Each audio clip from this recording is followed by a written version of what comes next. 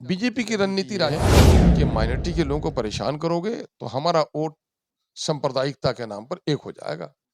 और ये ढील इसलिए दिए हुए हैं कि साहब माइनॉरिटी के लोग धक्के खाएंगे, घर जलेंगे इनके, तो इनके होश ठिकाने में आएंगे। ये फिर अपनी नौकरी के लिए अपने हिस्से के मुतालबा नहीं करेंगे, डर के मारे हमको वोट डाल देंगे।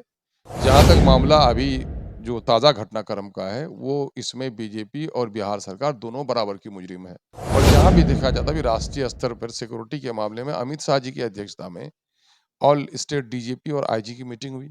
उसमें खुद ही कहा गया कि ये सारे संगठन हैं जो उन्माद फैलाते हैं। उसमें बजरंग दल का भी नाम था। मुरारीपुर की जो मस्जिद है, जो लहरी थाना के बिल्कुल करीब है 10 कदम पर, वहाँ मीनारा तोड़ा गया, मीनारे पर भगवा झंडा लहराए गए। उस दिन तो नॉन माइनॉरिटी का किसी का घर नहीं जलाया गया।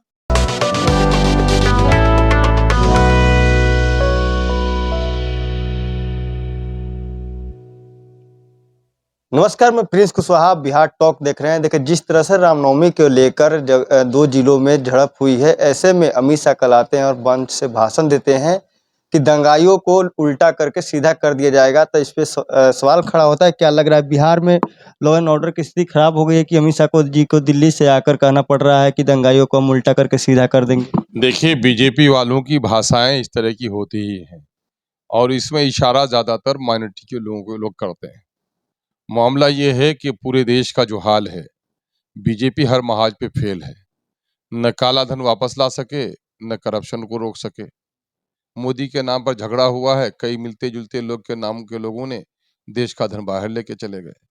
मामला ये हुआ है कि नौकरी नहीं दे पाए, गरीबों का चूल्हा बुझ गया है, नौजवान बेरोजगार हो गया है। अपनी कमी को छुपाने के लिए इस तरह की बयानबाजी इन लोगों की राजनीतिक एक रणनीति है।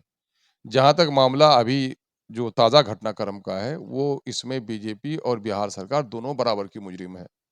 इसलिए कि बीजेपी को हमेशा जब-जब माइनॉरिटी के लोगों ने का इन्होंने खून बहाया है, इनका घर जलाया है, इनकी बस्ती उजाड़ी है, इनका कारखाना लूटा है, तब-तब सांप्रदायिक शक्तियाँ एकजुट हुई हैं, इनको फ़ायदा हुआ है। है ना? इसकी का उत्थान ही हुआ था, नफ़रत का यात्रा, राम रथ यात्रा इन्होंने निकाला और राम जन्मभूमि बाबरी मस्जिद का विवाद खड़ा किया, मस्जिद तोड़ी और उसके नतीजे में इनको राजनीतिक फलने-फूलने का मौका मिला है।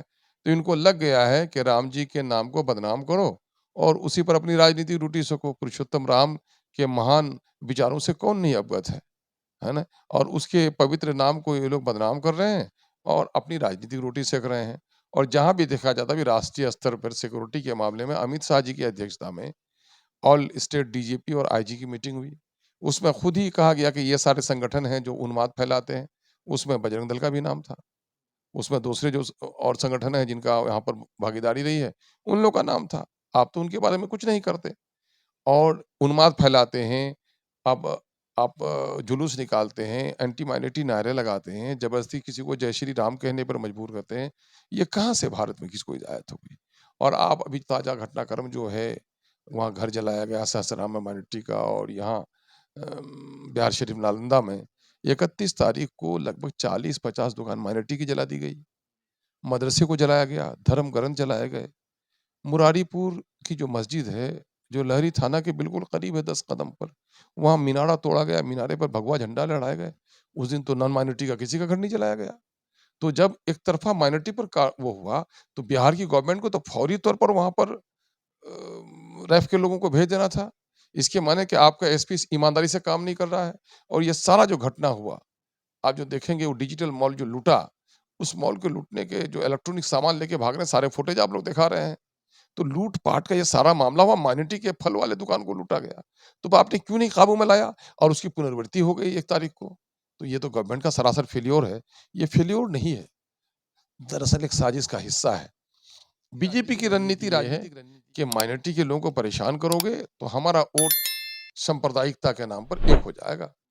और ये ढील इसलिए दिए हुए हैं कि साहब माइनॉरिटी के लोग धक्के खाएँगे, घर जलेंगे इनके, तो इनके होश ठिकाने में आएँगे। ये फिर अपनी नौकरी के लिए अपने हिस्से के मुतालबा नहीं करेंगे, डर के मारे हमको वोट डाल देंगे। इसमें दोनों मैंने आज भी कहा है कई लोगों से, कोई रोटी सेक रहा है और कोई रोटी से खेल रहा है। ये माइनॉरिटी का हाल वही हो गया है, कोई माइनॉरिटी से खेल रहा है और कोई माइनॉरिटी के नाम पर अपनी राजनीतिक रोटी सेक रहा है, दोनों बराबर के मुजरिम हैं। जिन लोगों के घर लूट गए, अब तक माननीय मुख्यमंत्री जी ने कहा कि आपदा पीड़ितों का सबसे पहला अधिकार है राजकोष में।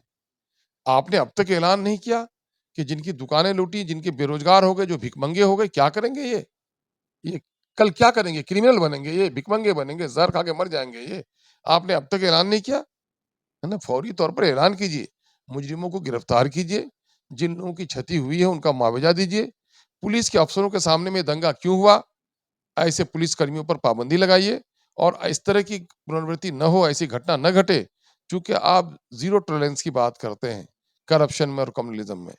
तो आप करप्शन में कितना काबू पा रहे हैं, बिहार में कितना करप्शन बढ़ा हुआ है, ये तो सबके सामने में है। लेकिन एक बात थी कि नीतीश जी से लोग समझ रहे थे कि नीतीश जी कम से कम कम्युनल हार्मोनी बनाए रखने का प्रयास करते हैं। लेकिन ये भी तो चैलेंज हो गया। ये चैलेंज किसी दूसरे जिले में नहीं हुआ है, आपके गृह जिले में हुआ मुख्यमंत्री जी।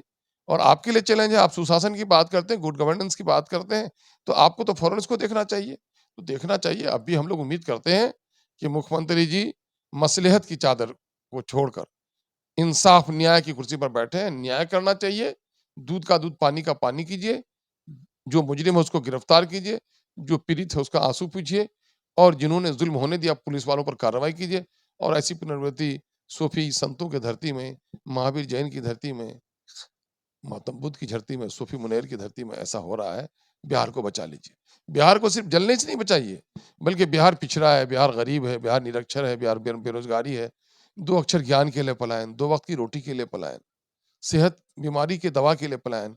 बिहार में अगर आपका लॉ एंड ऑर्डर का ये सिचुएशन रहा, तो आप 17-18 साल से प्रयास कर रहे हैं लाल कालीन बिछा के कि लोग आओ यहाँ कारोबार करो, कोई आ नहीं रहा है। क्या ये सिचुएशन रह जाएगा तो बाहर के लोग आएँगे यहाँ? नहीं आएँगे, तो फिर हमारी नई पीढ़ी का क्या होगा? तो आने वाला बिहार तो हमारा और बर्बाद हो जाएगा।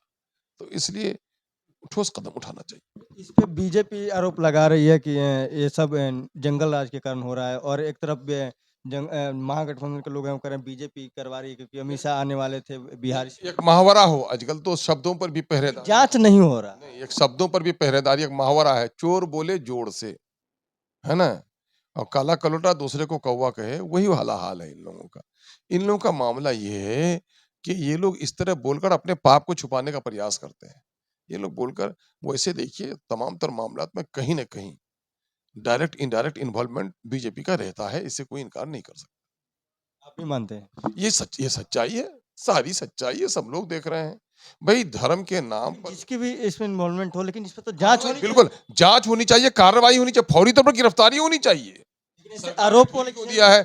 भई आरोप प्रत्यारोप मैंने नहीं कहा, ये दोनों खेल रहे हैं माइनॉरिटी से, ये दोनों खेल रहे हैं, है ना? सांप्रदायिकता को हवा दे करके लोगों को संगठित करना और सांप्रदायिकता का खौफ दिलाकर माइनॉरिटी के वोट को अपने कब्ज़े में लेना, दोनों खेल रहे हैं।